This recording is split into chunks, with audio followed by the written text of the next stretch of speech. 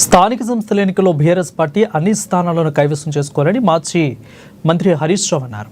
గజ్వేల్ మండల పరిధిలోని ప్రజ్ఞాపూర్లో ఓ private function హాల్లో ఏర్పాటు చేసిన బీఆర్ఎస్ పార్టీ నాయకులకు విస్తృత స్థాయి సమావేశం ఏర్పాటు చేశారు.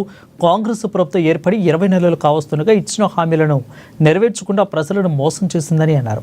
అధికారంలోకి రాగానే నిరుద్యోగులకు 2 లక్షల ఉద్యోగాలు ఇప్పిస్తారని చెప్పి మోసం చేసిందని అన్నారు. ఇక బీఆర్ఎస్ పార్టీ అధికారంలో ఉన్నప్పుడు 1600 మంది ఉద్యోగాలకు నోటిఫికేషన్ జారీ చేసిందని, మేము ఇచ్చిన నోటిఫికేషన్ ప్రకారం 1,60,000 ఉద్యోగాలతో పాటు కాంగ్రెస్ హయాంలో కేవలం 12,000 ఉద్యోగాలు మాత్రమే ఇచ్చి నిరుద్యోగులను మోసం చేసిందని అన్నారు.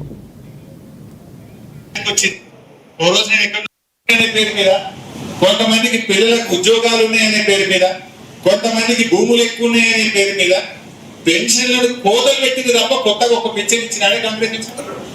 20 నెలలు ఒక్క పెన్షన్ ఇచ్చిండ్రా. ఆ రోజు ఏమన్నారు? ఇద్దరికి ఇస్తాం, అవకిస్తాం, తాతకి ఇస్తాం, ముసలికి ఇస్తాం, ముసలిదానికి ఇస్తాం, ఇంటికి 2 ఇస్తాం, 4,000 ఇస్తాం.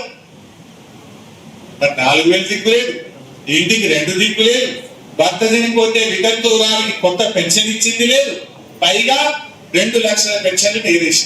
మీరు ఏ ఊళ్ళోనైనా చెక్ చేయండి, పోయిన పెన్షన్లు కనబట్టే తప్ప కొత్తగా ఇచ్చింది ఒక్కటి కూడా ఉంటుంది. బీడీ కార్మికులు ఇస్తలేదు. అసలు భర్త చనిపోయి ఏడాది అర్థం 2 ఏళ్ళకి ఎదురు చూసేవాళ్ళకి కూడా ఇలా పెన్షన్లు వస్తాయి.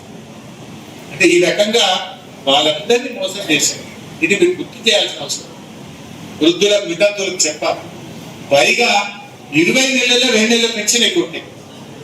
మధ్యలో పోయిన